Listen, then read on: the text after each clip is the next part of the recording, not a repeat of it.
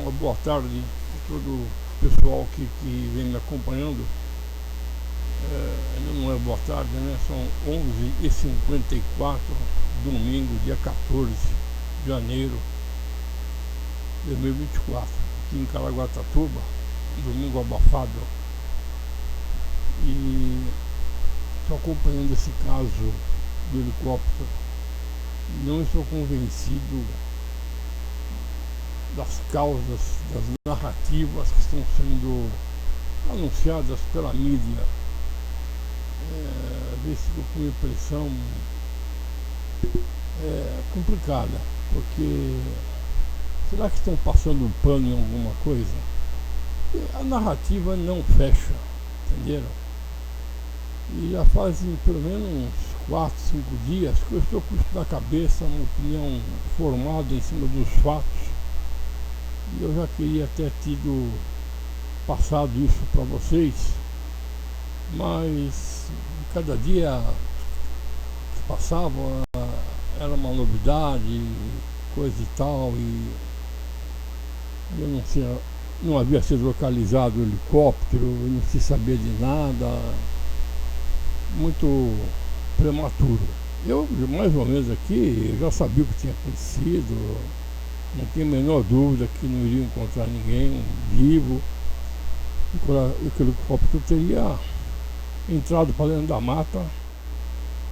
Isso para mim já era coisa consagrada desde quando foi dada a notícia que de repente perdeu o contato.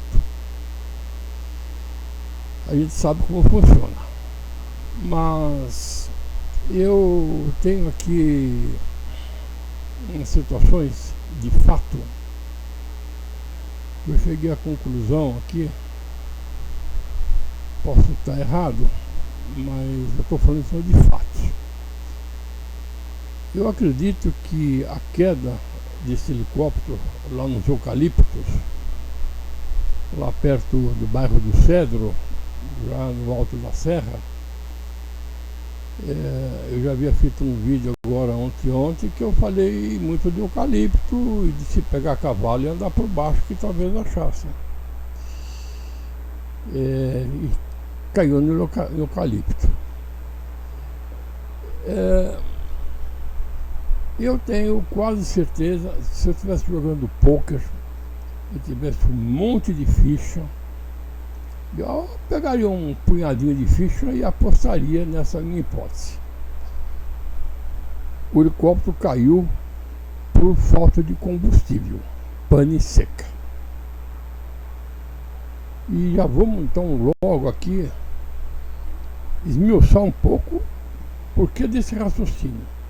Eu hoje aqui pela manhã eu resolvi fazer uma repassada em todos os vídeos que estão na internet sobre o helicóptero. Existem 2 reportagens que eu separei, ouvi 2 vezes, anotei no papelzinho aqui o que me interessava anotar, que são os horários, e uma reportagem do Domingo Espetacular e uma reportagem do SBT no dia 8 de janeiro.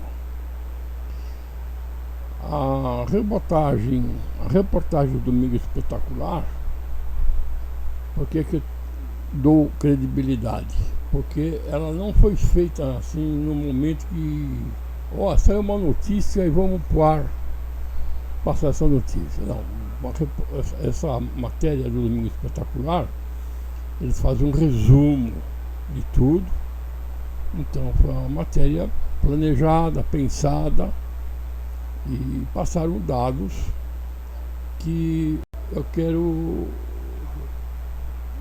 passar para vocês. No Domingo Espetacular, que está aqui na outra tela aqui, eu vou ligar a fala e vamos acompanhar um pouco esses dados passados. Vamos lá. Vocês perceberam que não estava normal. Na segunda-feira por volta de meio-dia, não sei em qual canal passou, que havia um helicóptero desaparecido sentido a Ilhabela. Apesar de a aeronave ter perdido a comunicação com a torre de controle à tarde, o celular de Luciana ainda recebia mensagens e ligações até a noite seguinte. A gente fica na expectativa, né? Isso cansa a gente, nós já estamos cansados já, a gente não dorme, não se alimenta direito, a gente não sabe para onde. A gente vai para lá, para Ilhabela, não vai lá para Salesópolis, não vai, estamos perdidos. Por telefone, o Domingo Espetacular conversou com Jorge, o responsável pelo heliponto em Ilhabela. Naquela conversa que foi gravada entre vocês, você fala para ele, acha um buraco, passa por cima, tenta chegar porque aqui dá para pousar. É isso mesmo, né? É o seguinte, eu não sabia que ele estava numa situação tão crítica. Porque quando você vai para uma região, você vê de longe as nuvens. Então eu nunca imaginei que ele estaria nessa situação. Só teria encorajado ele a voltar, a pousar em algum lugar. Desde a última segunda-feira, a Força Aérea Brasileira e a Polícia Militar procuram um helicóptero na região onde foi emitido o último sinal de comunicação com a torre de controle. As buscas acontecem no Parque Estadual da Serra do Mar. Daqui do alto dá para entender exatamente a dificuldade das buscas. Uma área de relevo montanhoso, muito extensa, equivalente a mais de 600 campos de futebol, mata fechada, que daria para esconder facilmente um helicóptero desse porte, também tempo muito ruim, muita neblina. Tudo isso dificulta e prolonga o trabalho de buscas por essa aeronave. Os esforços das equipes por terra são acompanhados pelo repórter Lúcio Sturme. Se do alto não é fácil, do chão, a procura na mata é praticamente inviável. É aventura, aventura, aventura.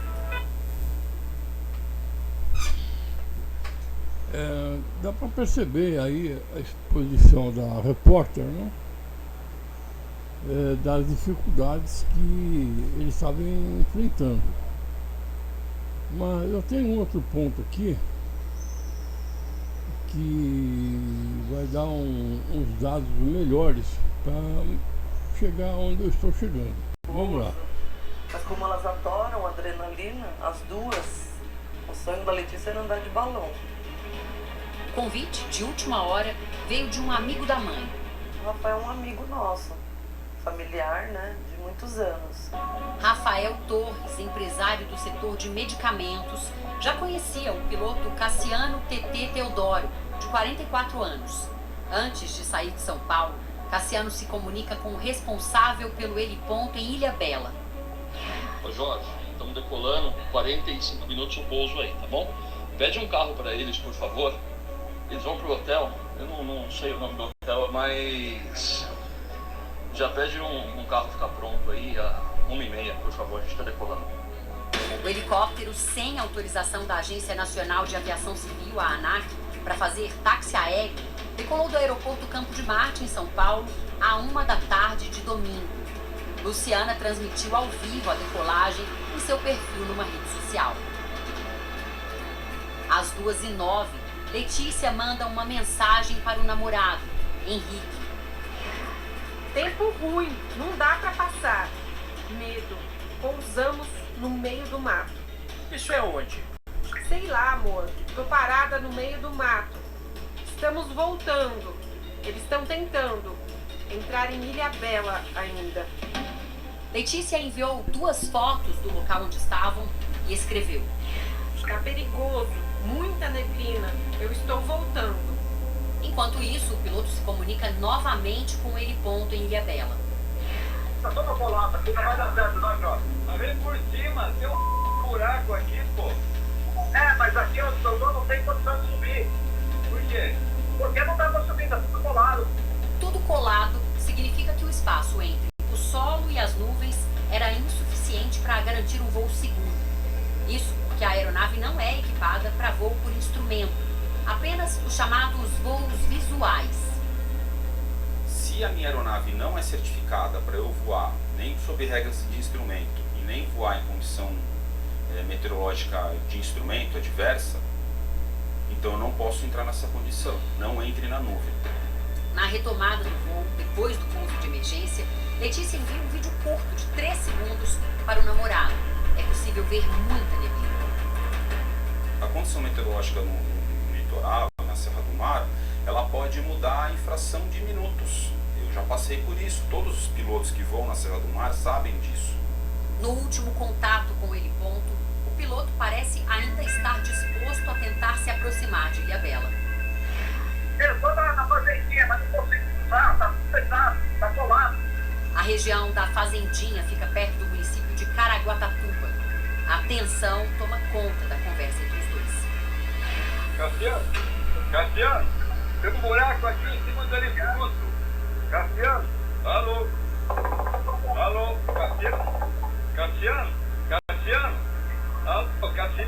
Cassiano, tem um buraco aqui em cima do helicóptero. Cassiano, alô. Esse último contato do piloto foi às 3h10 da tarde de domingo. A família de Letícia e Luciana só soube do desaparecimento delas no dia seguinte. Tá aqui um resumo, algumas contradições aí, mas vamos dar um desconto aí. A repórter disse que eles levantaram o voo às 1h da tarde. Mas na gravação, o piloto diz lá pro heliponto, lá na Ilhabela, que estavam zarpando 13h30. Então, já fica essa dúvida aí. Mas é importante que se registre. Ou 13 ou 13h30 vai dar uma diferença boa. Mas até onde eu copiei o áudio que estava sendo reproduzido aqui agora, eu cortei quando ela deu o horário da última comunicação. 15h10. 15h10, ou seja, 3h10 da tarde. E aqui então é o suficiente para a gente começar a montar esse quebra-cabeça. Se ele decolou às 13 horas, às 15h10 eles estavam com 2h10 de voo. O último contato, não foi a hora que caiu, é o último contato que tem gravado. Ele não ficou sobrevoando. E calculando pelo combustível, estimava-se que o voo seria de 45 minutos. O piloto ia fazer um bate-volta, o piloto ia deixar o pessoal lá e ia voltar. Esse bate-volta é do piloto. O helicóptero não ia ficar esperando nada lá, ia descarregar os 3 passageiros, já havia pedido um táxi que ia levar eles para um hotel. Veja, fazendo um parênteses, a moça já mentiu para a família, omitiu para onde ia, porque a avó perguntou: para onde você vai? Não, eu vou sair para almoçar com a minha mãe e tal. E até a avó lá fala: se eu tivesse dito que ia de helicóptero, eu não deixaria. Quer dizer, começa a ter umas coisinhas aí que agora a investigação, que é muito séria, vai descobrir até o que eles almoçaram, o que não almoçaram, o que eles comeram, como é que estava o estado de espírito. E é aqui que a coisa começa, e é onde eu vou entrar. Quando eles decolaram, o estado de espírito era totalmente eufórico. Já por praxe é servido um champanhe, e eles já estavam em vídeo mostrando, já estavam voando, saindo de São Paulo, do Campo de Marte, e já estavam brindando lá atrás. As 2 moças, a mãe e a filha, já estavam com as taças de champanhe, mostrando no vídeo claramente. O rapaz do lado do piloto estava filmando com o helicóptero todo esse trajeto. Que isso aí com certeza ia para as redes sociais, se é que já não foi, né? Então eles estavam já momento de alegria, euforia total, andando de helicóptero. Visual visual era bom, tá? Havia nuvens lá em cima, mas havia visibilidade total para baixo. E se o voo era de 45 minutos até Ilhabela, eu calculo aqui que entre 35 minutos por aí, 37, vai depender da velocidade que ele estava, eles chegaram no alto da serra, onde eles teriam que enfrentar como estava de fato a serração. Já haveria teto para eles passarem ou não. Ou seja, as nuvens teriam que estar um pouco mais altas sobre as montanhas, lá no fim do Planalto, para ele poder então ter no horizonte o azul do céu, que ele tem que andar para passar por baixo das nuvens com segurança. E ele chegou lá, não conseguiu essa situação. E aí agora, quem tiver um discernimento melhor, estiver me assistindo, um pessoal com mais conhecimento, até de medicina, psicologia, uma série de coisas, entra um fator aí determinante. Aquele estado de euforia da champanhe, que já deve ter mexido muito com o metabolismo deles, né? Total alegria, é um problema isso aí também. E de repente eles entram dentro de uma nuvem. Isso dá um choque emocional para quem não está preparado. O piloto sabia, né, que se encontrasse a nuvem ele faria alguma coisa para sair das nuvens, como de fato fez e saiu. O piloto saiu da situação. Foi quando ele começa a se comunicar a primeira vez com a torre, lá no solo, para dizer que estava difícil passar e há uma certa insistência do operador. Não, pode vir, que aqui está limpo, coisa e tal. Mas o piloto não embarcou na dele. O piloto começou o quê? Ele saiu daquela serração que havia filmado, inclusive, a moça fez esse momento. Ele saiu, voltou um pouco e ficou tentando achar um buraco lá para ele passar. As informações são tão mal colocadas que eles dão as informações, mas não falam os horários. Então eu não consegui pegar os horários corretos em que houver as 3, 4 transmissões dele. Primeiro pedindo táxi, depois já lá em cima dizendo que não tinha tempo, não estava tudo colado, depois dizendo que estava na fazendinha. Esses tempos eu não consegui levantar na internet, mas a polícia tem, porque ela tem já as torres de celular que mandaram todos os sinais. Evidentemente cada chamada que houve tem o horário lá que foi, a polícia já montou esse quebra-cabeça. E vamos ficar lá dentro do helicóptero, é lá que eu quero colocar a situação. A moçada lá já entrou em pânico quando viu aquela situação toda fechada. Você imagina uma senhora de 45 anos, nunca voou de helicóptero, se vê lá, pô, que já apavorou. A moça também já estava nervosa, que as respostas que ela dava lá, acho que pro namorado, não sei, o namorado perguntou onde vocês estão. E ela já responde grosseiramente, não sei. Ora, aí eu faço um parênteses, e essa moça, ela foi muito infeliz. Porque com tudo que vocês conhecem de celular, coisa e tal, e aí que explica o pânico, ela estava nervosa, ela devia ter passado pro namorado, quem quer que fosse que estivesse na linha lá, a localização. Era só clicar lá no botão anexar, mandar a localização, e lá em terra o namorado já teria as coordenadas, longitude e latitude, de onde ela estava naquele segundo que ela estava mandando a mensagem. Se em cada mensagem que ela mandou ela tivesse dado a localização, esse helicóptero teria se encontrado no dia seguinte. Entenderam? Mas vai somando, a euforia, a champanhe, a alegria, estamos chegando, de repente fecha tudo. Aí, naquele instante, o corpo reage, né? Vai para uma situação de medo, o corpo geralmente vai fazer o quê? Vai soltar, vai descartar tudo que ele não precisa. Ele começa a concentrar todo o oxigênio dele, toda a energia dele, porque o corpo já pressentiu uma situação de risco.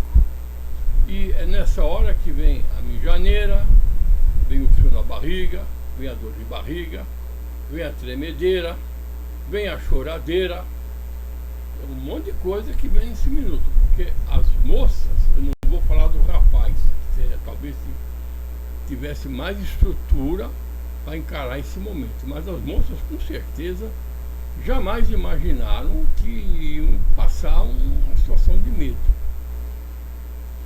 E o piloto também viu que não ia dar, o piloto voltou, mas ele queria entregar os passageiros na Ilhabela. Ele sabia que tinha combustível, ele está calculando mais ou menos lá de cabeça quantas horas está voando, e ele ficou dando umas voltas ainda lá tentando.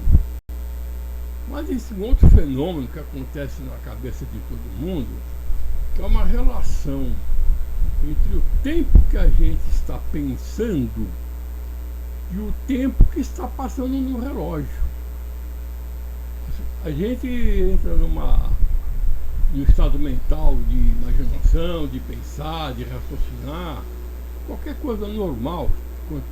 Mas se você tiver como marcar um determinado tempo no seu relógio, e aí você entrar e começar a pensar no que você vai fazer, bolar uma situação, coisa e tal, inventa aí uma fantasia e fica lá imaginando, e depois você volta naquele tempo que você marcou, e uma coisa que você pensou assim na sua cabeça em 1, 2, 3 segundos, às vezes no tempo do relógio foram minutos, vários minutos.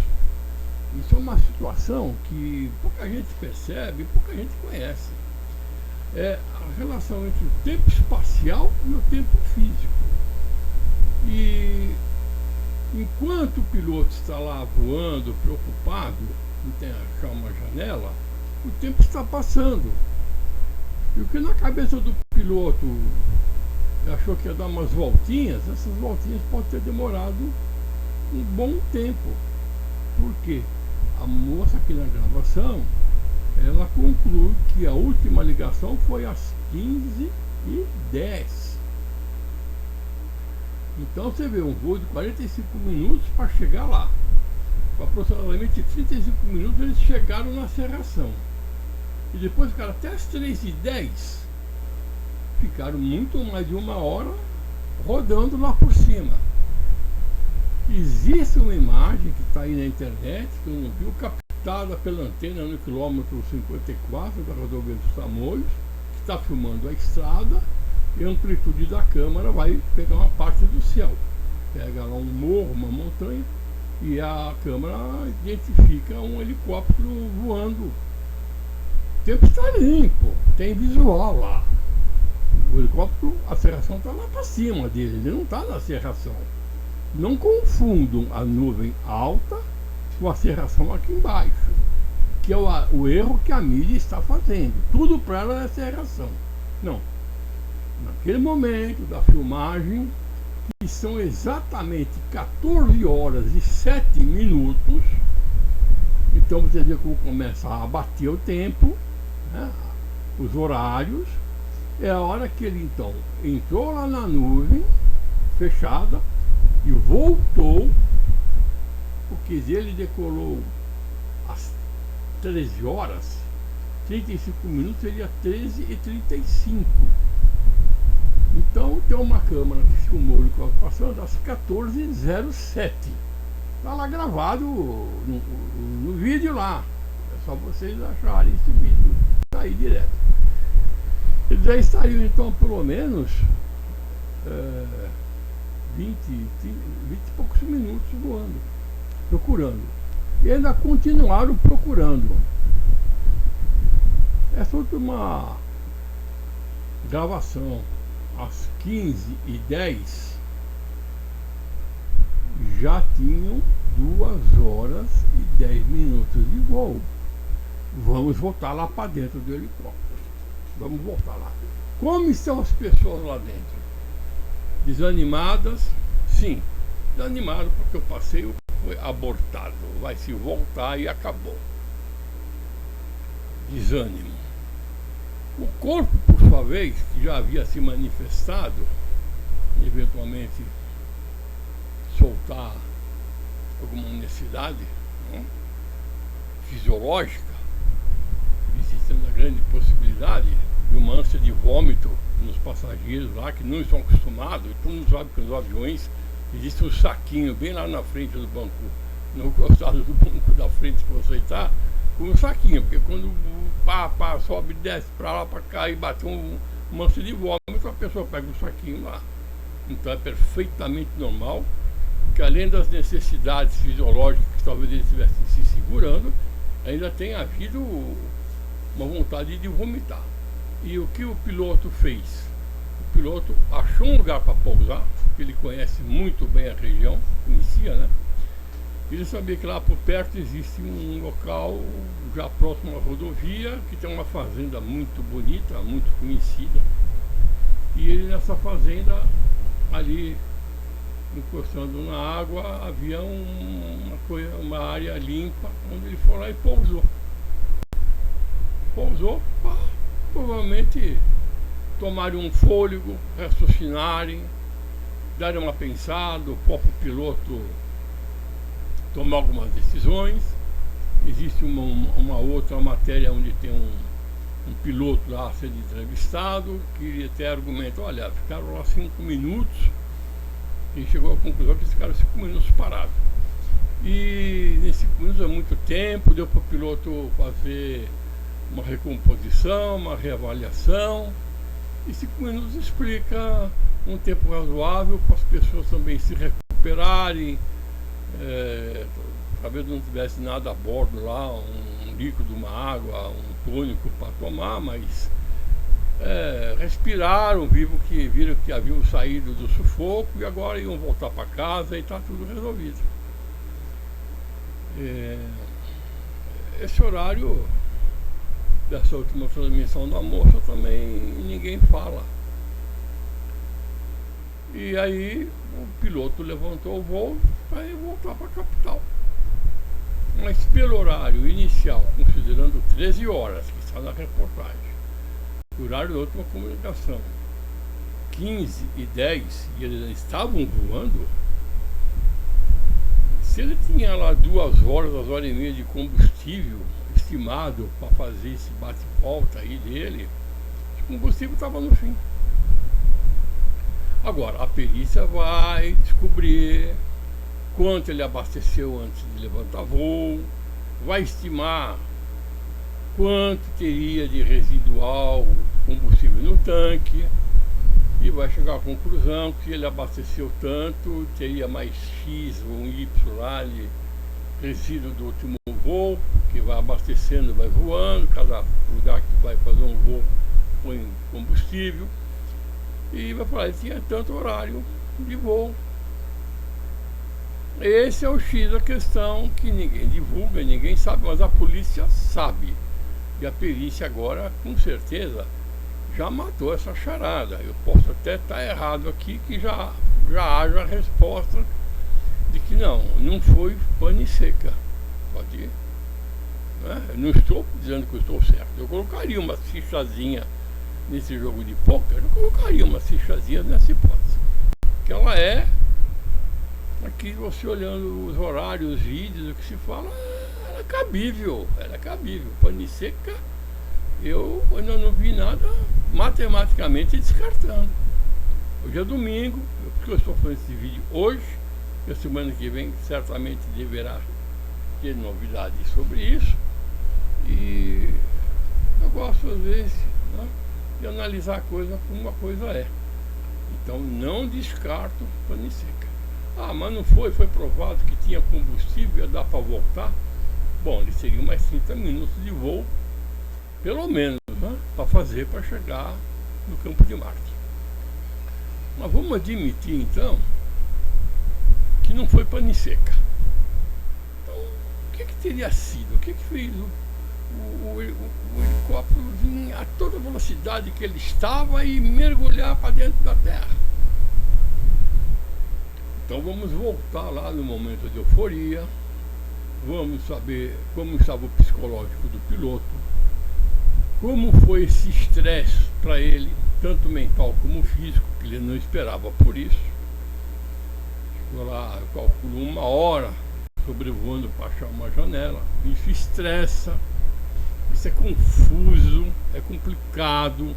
Ele sabe que está com pouco combustível e está arriscando no escuro suas últimas fichas para achar uma janela.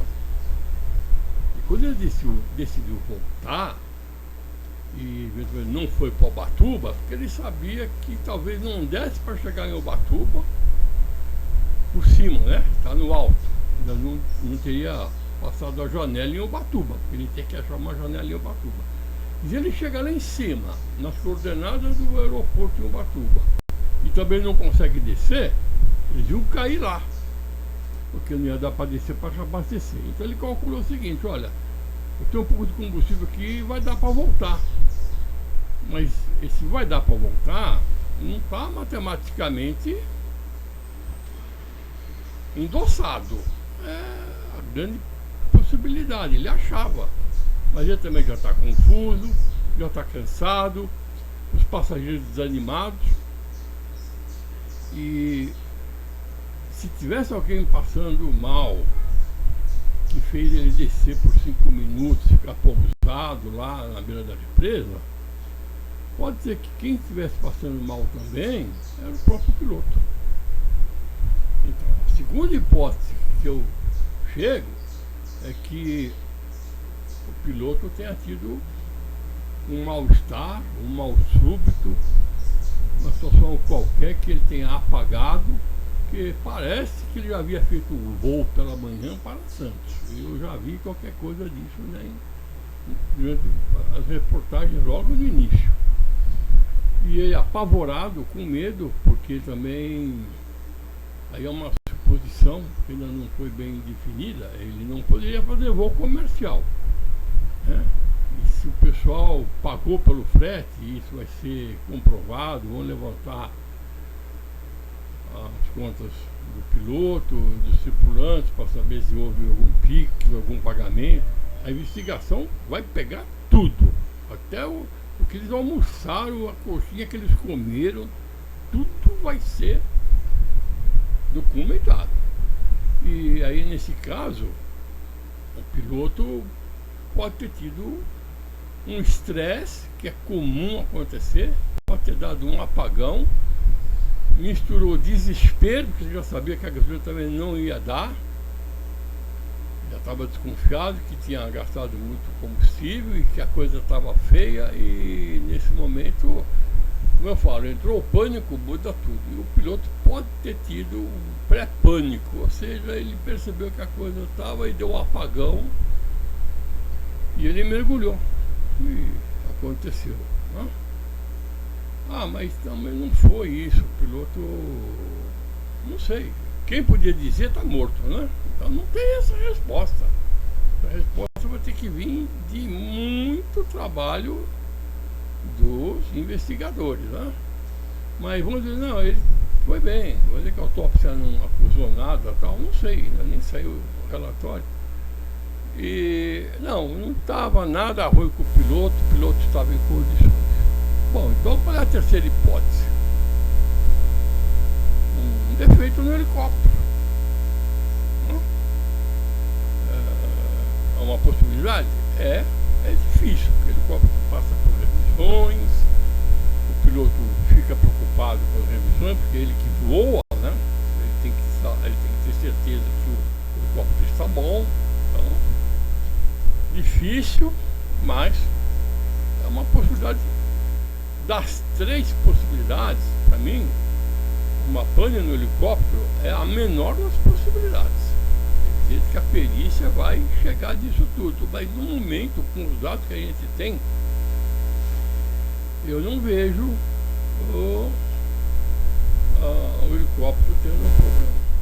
Agora, a mídia não, é a serração. Olha, a serração não derruba o helicóptero. Ah, mas deu uma desorientação espacial no piloto que perdeu a referência. Olha, não é bem assim. É uma possibilidade, mas uma situação bem mais complexa. Ele está voando em velocidade, é porque ele está lúcido. Agora, ele não... Ah, mas apareceu uma tromba d'água na frente dele. Pô, dá tempo de ver, ele está lá em cima, ele está vendo uma tromba d'água na frente dele, um paredão de água, uma nuvem preta lá em cima, ele vai passar embaixo. Não vai. Não tem registro de uma tromba d'água nesse horário também, pelo que se falou até agora, né? Então, fica difícil você chegar a uma outra ideia que não seja uma dessas três aí, entendeu? Eu vejo aí, não há culpados, né? Não há culpados. Se o piloto teve pane seca, houve um erro de cálculo dele, e culpar por isso, mesmo que ele tivesse enchido o tanque, ele ia ficar mais tempo procurando. Enfim, o que eu falo, naquele momento do pânico lá em cima, perde o tempo, a noção do tempo real com o tempo virtual, ele também ia se perder também. Eu vejo assim uma certa dificuldade, né? Não há dados para você chegar e bater o martelo. Foi isso. Agora, eu comentei, agora vou voltar um pouco melhor, a moça, por ser, vamos dizer assim, não digo a mais esperta, mas é que estava mais passando informações pelo WhatsApp. Se ela tivesse passado a localização, a polícia teria localizado esse helicóptero no dia seguinte. E aí eu vou explicar o porquê. Porque, segundo aqui na gravação aqui da entrevista do Diário do Domingo Espetacular, os parentes lá, o irmão, não sei quem direito lá, diz: olha, só no dia seguinte, ao meio-dia, nós vimos uma reportagem do helicóptero. Aí caiu a ficha. Olha, vou falar a verdade, estamos no mundo da internet, estamos no mundo do WhatsApp. A família não tomou um simancol de chamar, fazer uma chamada. O namorado que estava recebendo mensagens, teve um simancol. Oi, não tem resposta. Pô, não se mancou que alguma coisa deu errada? Isso era no domingo, 3 horas da tarde, 3h10, 3h15, por aí. Pô, vou ligar pra polícia e dizer o seguinte: minha namorada tá num voo do pra Ilhabela e faz 15 minutos que eu não consigo mais chamá-la. A última mensagem dela, tudo ruim, tempo ruim. E já estamos preocupados aqui. Ora, a polícia, 190, naquele momento que esse rapaz, ou quem quer que seja, tivesse alertado a polícia que algum parente estava num voo, que de repente estava mandando mensagens de perigo, e de repente não entra mais mensagem por 15, 20, 30 minutos, olha, era o tempo que o helicóptero tinha para ficar no ar. Depois de 1 hora, certeza que se não chamou, não respondeu, deu merda, entende? Então, as pessoas que receberam essas chamadas, tanto do rapaz como da moça, também vacilaram. Desculpa falar, não vou usar adjetivo, porque eu não sei o que passa na cabeça de cada um. Parece que não há discernimento. Você está com familiares viajando e você você não segue, você não se comunica, a pessoa está se comunicando com você dizendo que há problema e você não se toca. Porque se tivesse avisado a polícia depois de meia hora, 1 hora, porque a polícia só foi tomar conhecimento às quase 11 horas da noite. Foi, segundo tem registrado, a polícia tomou conhecimento às 22 horas e 45 minutos. Ora, para quem às 15 horas está ainda recebendo a mensagem, das 15 às 23, vamos assim dizer, são 8 horas. E outra coisa também, e o rapaz lá do aeroporto, que está lá se comunicando, sabe o que está acontecendo, ele sabe que um helicóptero não está conseguindo chegar, ele não é nenhum trouxa, conhece bastante, deve ser uma pessoa que voa. Pô, passou tal horário, pô, já devia ter chegado. Pô, passa um alerta geral, passa um rádio para todo mundo, já comunica às autoridades. Olha, estou aguardando um voo aqui que está em situação difícil, não tem como passar a janela, isso foi há tanto tempo, meia hora, 1 hora, passa essa informação. E conversei com eles, está aqui gravado, e não chegaram. Pelo tempo aqui já acabou o combustível do helicóptero, o helicóptero estou dando como perdido. Ué, isso seria por volta das 16 horas. Então daria tempo de levantar um águia e ir lá.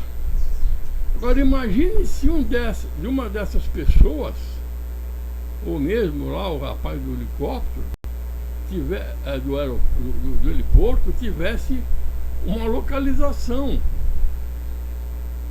Porque o águia iria direto para essas coordenadas. E sumiram lá por cima de Paraibuna, já no alto da serra, eles iriam para lá fazer as buscas. Olha, a última chamada tem uma posição aqui, a última localização estava aqui, depois estava ali, depois estava lá. Vamos dizer que cada um que falou no celular tivesse passado a localização. Na hora, no mesmo dia, talvez no próprio domingo, tivesse sido localizado esse helicóptero. Mas aí é o seguinte, estamos no Brasil, não é? Que eu tanto encho o saco de vocês. Eu sou de uma geração boomer. Eu venho de uma geração que estudou. Eu estudei latim, eu estudei francês. Isso na escola primária, não é? Eu sei o que eu falo. Essa geração moderna não sabe nem o que é latim, talvez latim, mas não sabem nada. Não tomaram discernimento, não tiveram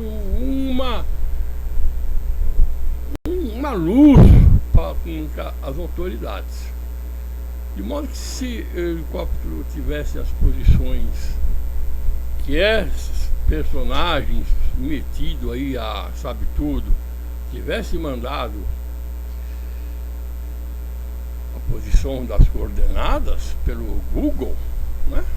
Aí teria o achado, não ia achar vivo, né? Porque bateu, né? Mas iam localizar isso rapidamente. Então é o seguinte, dia 31, cabeça, como eu falo, na cerveja, na champanhe, no churrasco, na festa. Ilhabela tem lá o Vale da Doroteia, né? Que não sabe como é que funciona aquilo, tá tudo pensando na farra. E foram tomar providência no dia 1º. Então como é que vai fazer? Bom, vamos tentar o sinal pela torre celular. Infelizmente no Brasil a polícia tem que pedir uma ordem judicial para ter acesso a isso. Até isso ser deferido, até chegar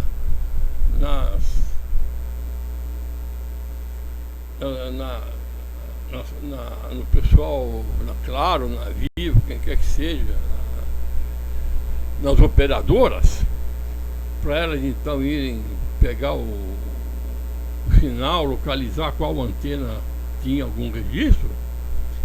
Parece que só depois de 5 dias chegou essa informação, quando veio um técnico da coordenação da defesa dizer: olha, conseguimos azimuth aí de uma antena. Mas eu só consegui saber esse azimuth numa outra reportagem no dia seguinte. Foi quando eu fiz então uma matériazinha, peguei lá o Google lá e fiz se possível, tracei lá os 260 graus do azimuth e fiz uns comentários lá mostrando, olha, tem uma torre aqui, isso que o Google deu. Não sei nem se foi essa torre que captou o sinal. Mas era o que tem na mão para a gente fazer alguma coisa e eu então fiz a explanação.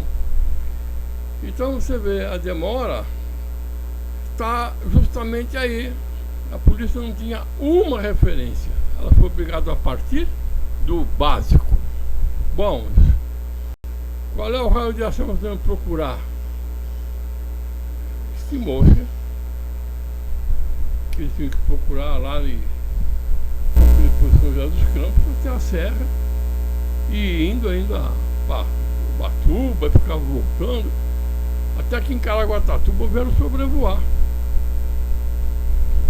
Um colega nosso avistou o avião, aquele da FAB lá, que tem os equipamentos, que estava voando baixinho ali em cima da Serra do Mar, tá, em Caraguatatuba, para ver se localizava uma fonte de calor do avião. Então você vê o tempo da demora. Se fosse nos Estados Unidos, horas depois já saíam no helicóptero. Lá não tem burocracia, né? Então estava em tal lugar. Nos Estados Unidos uma infinidade de torres, de radares e tudo. É totalmente outro mundo, é diferente. Então nós temos essa situação que agora a perícia vai analisar, mas houve aí muita incompetência, houve omissão. Também não sei como é que esse helicóptero, se estivesse irregular, como estão dizendo, decolou lá do campo de Marte. É uma situação de muita responsabilidade, tem muita checagem, como é que ele conseguiu, né, esse plano de voo, enfim, tem matérias aí já até insinuando outras coisas, que não havia nem plano de voo, coisa e tal, mas especulação, né? Eu não posso nem adentrar nisso. Isso aí é problema que a perícia vai depois documentar isso aí. De modo que a minha colocação é essa: eu estou em dúvida, essa história não está bem contada, e ou a mídia também, que eu sei que é incompetente, passa informações sem saber de nada, e agora querem resumir, porque o negócio deles é ganhar tempo de televisão, né? É ganhar espaço e conseguir audiência. Mas agora, infelizmente, já está encerrado, o pessoal já foi sepultado, segundo vi agora já pela manhã aqui. Então agora cabe as investigações, e eu tenho certeza que vão sair novidades aí que muita gente não previu. Enfim, vamos aguardar. Fica aqui esse registro. Um bom domingo a todos. Aproveite bem seus familiares e vamos aguardar. A única coisa que nós podemos fazer é aguardar. Uma boa sorte para todos, uma boa tarde e muita paz para vocês. Um abraço aí.